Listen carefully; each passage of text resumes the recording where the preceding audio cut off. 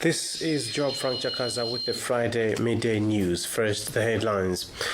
Youths encouraged to rise up against inhuman laws as 16 days of activism wraps up. EU joins calls for abolition of death penalty, saying it violates the right to life.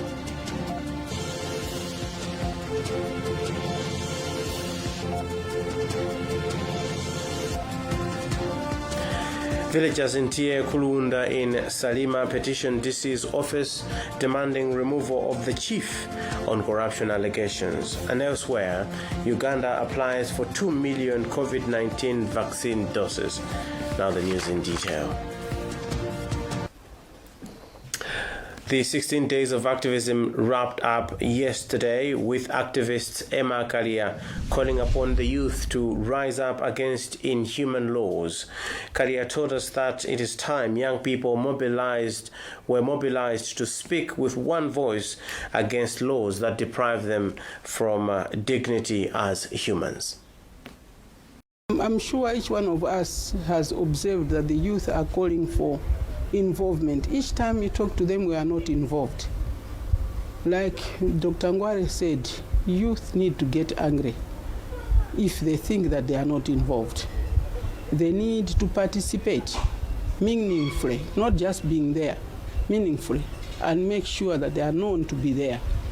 They also need to understand certain things, because at times we fail to speak because we do not really know how to analyze the situation that is there.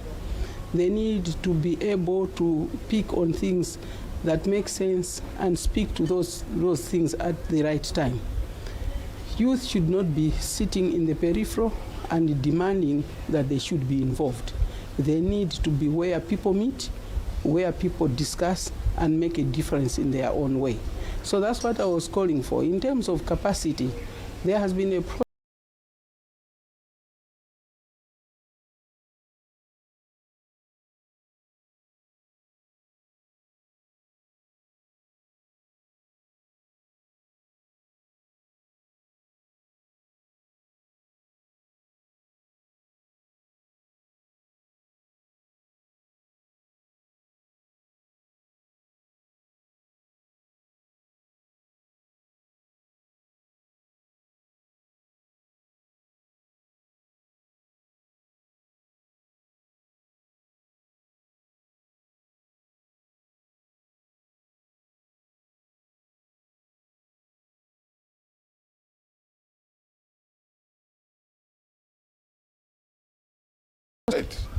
Okay, and we've seen even other communities that have done things to show that they are angry about something. The youth of our country also can show that they are angry by doing similar things. Statistics from the Malawi Police Service show that the country is registering an all-time surge of sexual and... So the 16 days of activism closed yesterday when the country was also commemorating International Human Rights Day, where Minister of Justice Titus Mvalo announced that government is in the process of amending 2 pieces of legislation to address the unprecedented surge in sexual offences in the country. Mvalo said his ministry will bring to Parliament a bill to amend the Criminal Procedure and Evidence Law and the Penal Code. The move by government follows numerous calls from different stakeholders advocating for stiffer penalties on the cases. Still on issues of rule of law as part of Human Rights Day, the European Union has called on Malawi government to abolish the death penalty for all Malawians to enjoy their rights and freedoms. EU Ambassador to Malawi, Aurélie Vata, says although death penalty has not been implemented in the past 26 years, courts in the country continue sentencing some convicts to death, which violates the right to life. Andrew Viano has a report. The European Union has observed that though no one has been executed in the past 26 years, Malawi continues to sentence people to death. EU Ambassador to Malawi, Aurelie Vertat, says just the thought that one is on a death sentence is torturous enough. She called on the government of Malawi to join 142 countries across the globe in abolishing the death sentence. Several people every year who go into the death row. And the problem in the death row is that it's a psychological stress. Imagine that you know you may die, but you don't know when. It's extremely, it's a real mental stress. On top of that, we know that there are cases of torture. We know that there's mistreatment of some prisoners. And the most important thing is that some of them may be innocent. So we would be sentencing to death people who are innocent. So it's both unacceptable from a judicial perspective, it's unacceptable from a human rights violation perspective, and also it's against the sacred right to life, which is enshrined in the Universal Declaration of Human Rights. Meanwhile, Oxfam County Director Lingalireni Mihoa says her organization will soon embark on assisting detainees of the death penalty. We are going to make sure that we can support citizens in terms of their ability to know what is the prevailing legal framework in Malawi in terms of access to information, and how do they make sure that they can actualize that right of accessing information. As of 2019, about 18 people were on the death row. The Ministry of Information has urged government parastatals to be apolitical. During a meeting convened by Minister of Information Gospel Kazako in Blantyre, it was revealed that operations in most parastatals are influenced by politicians. The minister also warned people that personnel that are responsible to desist from corruption. Meanwhile, Kazako says government will look into a bailout request by Malawi Posts Corporation. He explains more. We want to see how resources are being used. Government should not continue just to be bailing out institutions when there is no proper commitment, for example. We would want to say, okay, if you're looking for 5 billion, you're looking for 3 billion, what are you going to do with it? And how do you want to utilize that? Because we do not want to run these institutions as if it's charity. No, they must be run properly. Otherwise, government has been spending money on statutory corporations that have not been productive. In fact, the people who are running those statutory corporations have not even any interest or any intention to ensure that these institutions are run very well and in a manner that is going to be productive and effective. Shortly, you see that, this statutory corporation has been closed down because the landlords came there. They want they don't think that government is being careless. No, we want these statutory corporations to start standing on their own. You hear that, this university water has been cut. The water board came there and they have disconnected water, because we want the people entrusted to run those statutory corporations must run them in a manner that is productive, well-settled manner. It's days where you just go rush to treasury, want money. And no, we are overloading government, and the more we load government, we are actually impacting on the quality of life of a common Malawian, because then government does not have more resources, resources that are being abused elsewhere. Now we'll be unable to build hospitals, build schools, build bridges, provide medicine, and so on and so forth. So the matrix have changed, and those running statutory corporations must also know that the matrix have changed. Now, yesterday, people of Traditional Authority Kulunda in Salima petitioned the district commissioner calling for dethroning of acting traditional leader there on allegations of corruption. It is reported that the acting traditional authority took office in 2016 before he was removed and was only to act for 6 months. There's been no comment from acting traditional authority Kulunda, but District Commissioner for Salima, Grace Chirwa Kanyimbiri, says she will take the petition to relevant authorities. Joseph Mazizi with details. Singing different songs with a message calling for stepping down of the acting chief, the people of Traditional Authority Kulunda covered a distance of about 20 kilometers to the district headquarters. It was a peaceful demonstration.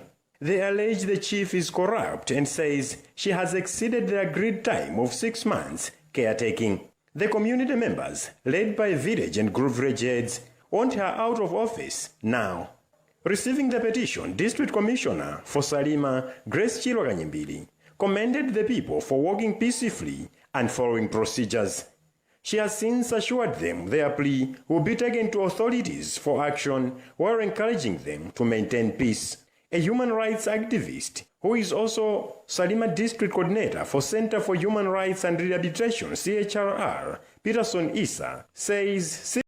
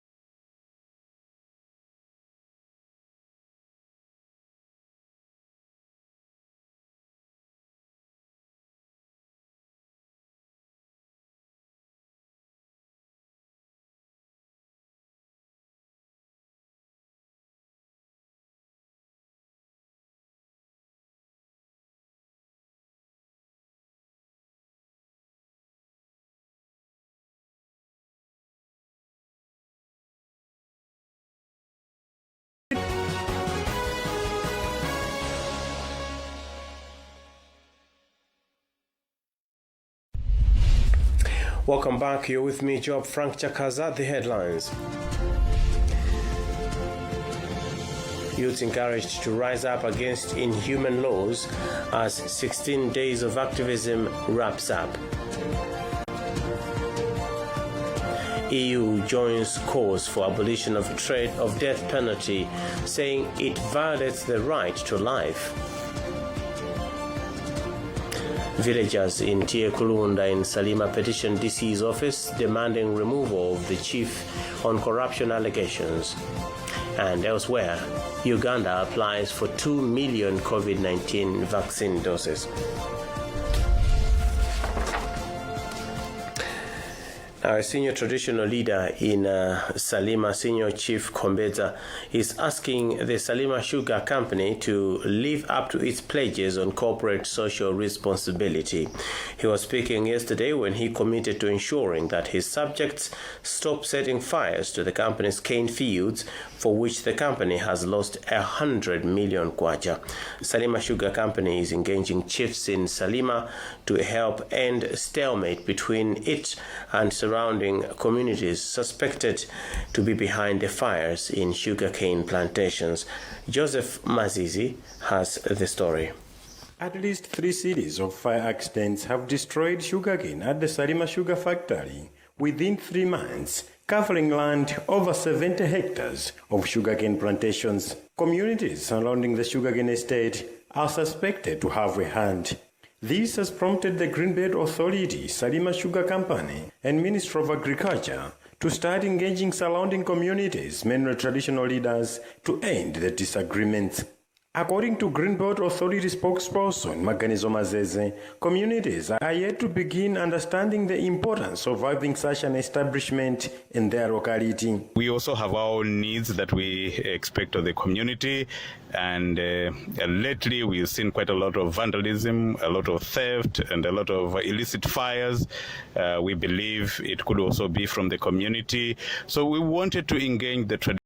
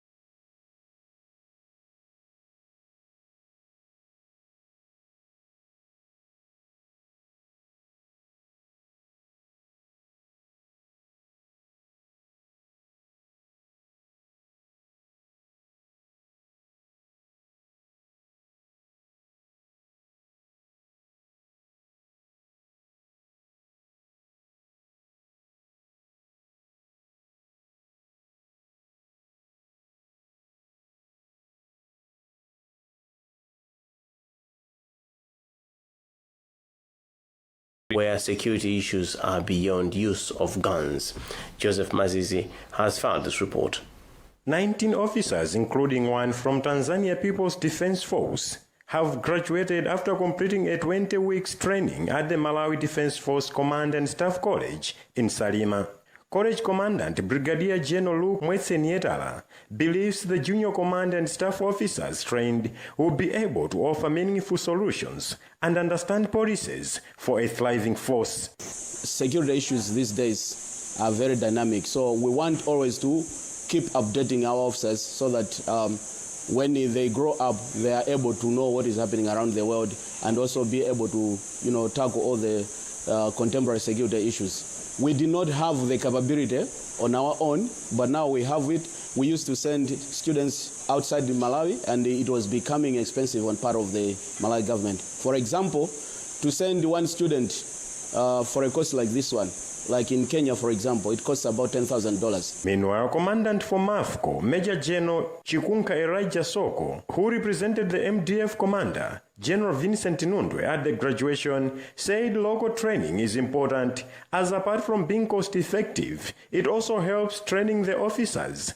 how to handle real issues affecting Malawian societies within the cultural context. He called on Tanzanian counterparts who were part of the training to continue working with Malawi, saying security matters now needs coordinated approach if it is to be effective. A defense attaché from Tanzania present at the function, Brigadier General Samuel Musa Bakari, has commended Malawi for giving space to an officer from his country to take part in the training and believes this is one way of strengthening the relationship between the two countries. One of the participants to the training, Chance Jembezi from the Parachute Battalion, says this is the way to go if officers are to be well equipped with relevant skills in the complicated world. This is the first cohort trained at the Malawi Defense Force Command and Staff College, housed at what formerly used to be a lodge managed by the Malawi Armed Forces College, MAFCO, in Salima. Reporting for Zodiak from Salima,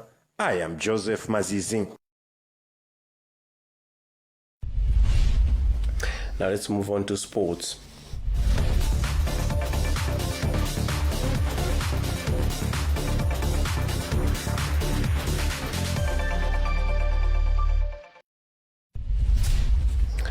The Ministry of Youth and Sports says will review the structural designs of its stadia to enhance their efficiency and improve on crowd control during various activities.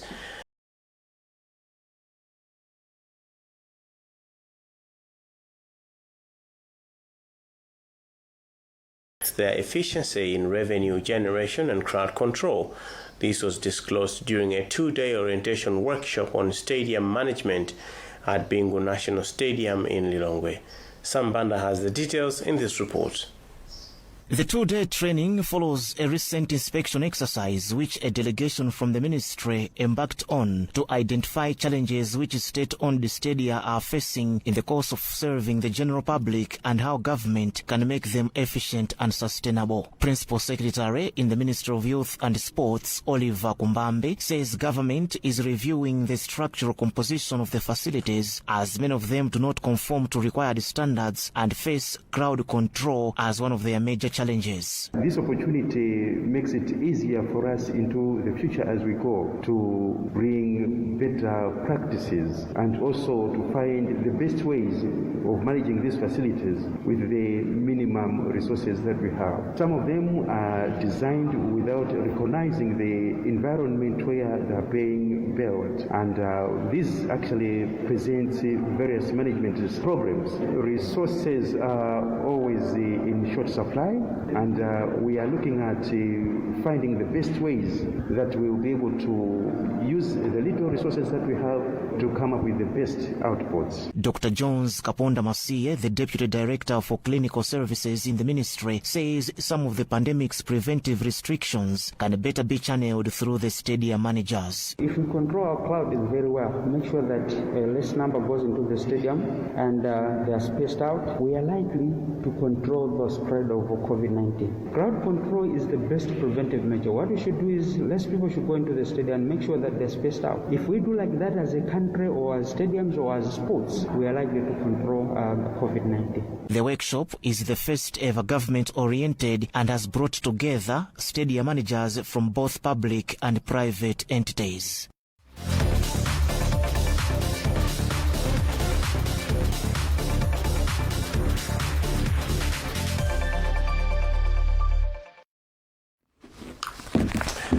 Well, let's wrap up with the story from Uganda, where that country has applied for more than 2 million doses of COVID-19 vaccines, as the number of cases in the East African nation tops 25,000. Now, Director General Health Services Henry Mwewesa says the ministry has quantified and applied for the AstraZeneca COVID-19 vaccine through the Global Alliance for Vaccines and Immunization, and the process is at an advanced stage. He said this is a vaccine which government is aware has gone through World Health Organization clearance and approval. Uganda expects that it will receive 2 million free doses from Gavi in early 2021 and is setting aside a budget to procure more for the entire population.